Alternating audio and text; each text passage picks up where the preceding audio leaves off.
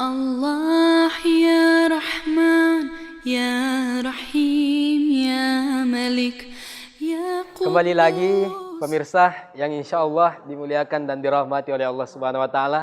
Tentunya bersama kami di program Oase Net TV. Mudah-mudahan pemirsa yang di rumah selalu berada dalam lindungan Allah Subhanahu Wa Taala. Amin ya Rabbal Alamin. Selanjutnya kita lanjut bahwa Allah mengatakan di dalam Al-Quran, Inna a'tainakal kausar. Begitu banyak nikmat yang Allah berikan. Maka dalam konsekuensinya itu kita artikan bahwa itu adalah seruan untuk bersyukur. Sekali lagi bersyukur ini bukan hanya ketika mendapat nikmat dari Allah. Tapi bagaimana kita bersyukur atas segala pemberian dari Allah Subhanahu wa Ta'ala. Bukan cuma karena mendapat nikmat, tetapi sesungguhnya ujian-ujian yang kita dapat itu juga pemberian dari Allah. Bahkan salah satu ulama besar, Imam Syafi'i, itu mengatakan bahwa kalaulah Allah di dalam hidupnya dalam selang beberapa waktu tidak diberikan penyakit, maka dia beranggapan bahwa Allah tidak sayang kepadanya. Dan justru inilah yang perlu kita syukuri, bukan berarti kita minta penyakit. Tapi seandainya kalau kita diberikan ujian berupa penyakit, berupa rasa sakit, maka itu perlu kita juga syukuri bahwa Allah masih ingat dan masih sayang kepada kita semuanya. Pemirsa Net TV yang insya Allah dimuliakan dan dirahmati oleh Allah Subhanahu wa Ta'ala. Selanjutnya dalam sambungan ayat dikatakan, Inna a'tainakal kausar fasholli lirabbika wanhar. Begitu banyak nikmat yang Allah berikan, fasholli, maka dirikanlah salat. Kembali lagi persoalan salat pemirsa yang dimuliakan oleh Allah Subhanahu wa Ta'ala. Tentu dalam program-program atau kegiatan keagamaan, dalam artian atau bentuk misalnya kegiatan maulid, kegiatan Isra Miraj, tentu di situ seringkali kita mendengar persoalan tentang sholat. Kenapa? Perlunya kita terapkan atau menjaga sholat kita.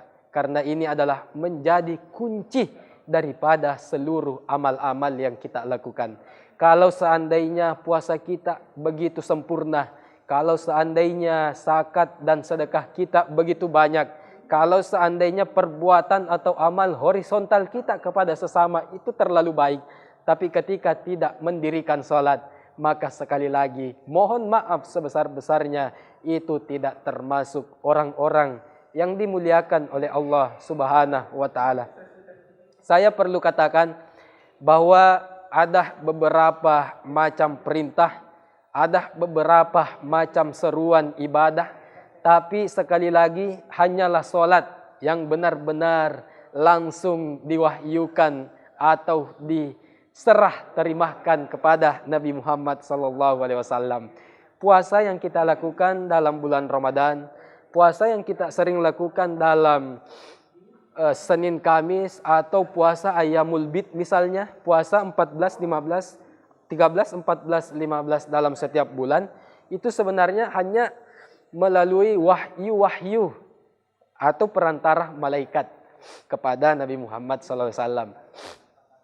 Tapi alhamdulillah luar biasa dalam perintah sholat langsung Nabi Muhammad yang diserah terimahkan perintah itu.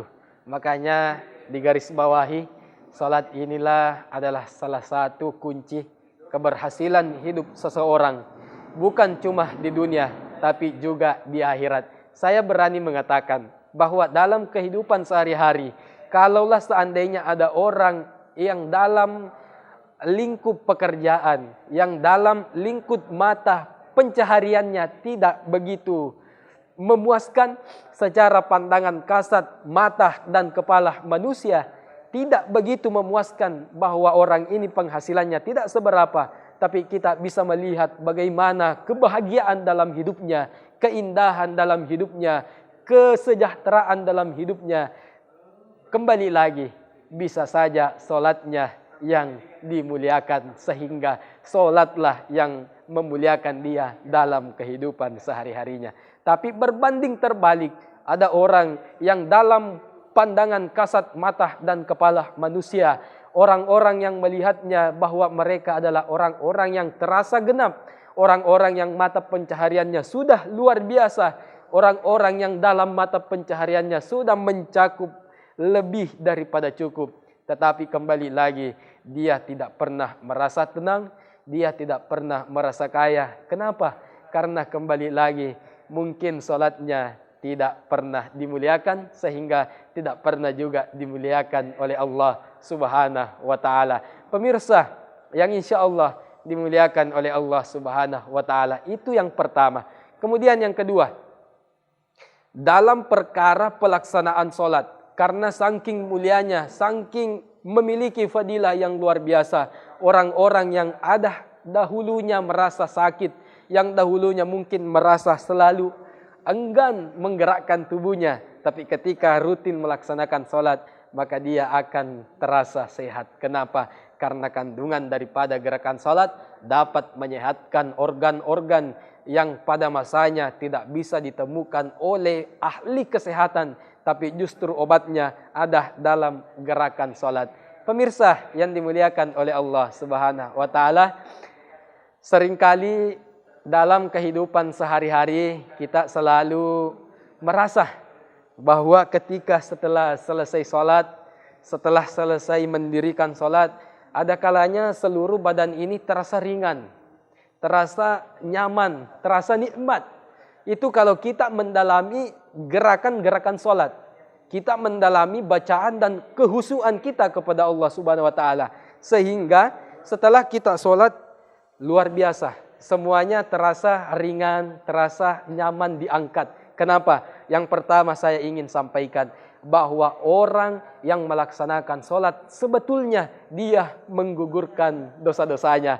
Sebagaimana ketika kita ruku, dosa yang ada di pundak-pundak kita sebenarnya itu digugurkan dan dijatuhkan oleh Allah Subhanahu wa Ta'ala. Begitupun selanjutnya ketika kita sujud, dosa-dosa yang ada di kepala, di belakang, semuanya digugurkan oleh Allah Subhanahu wa Ta'ala. Cuma yang menjadi persoalan, jamaah pemirsa semuanya yang dilindungi oleh Allah Subhanahu wa Ta'ala, yang menjadi persoalan, kita sholatnya terburu-buru, kita sholatnya tergesa-gesa.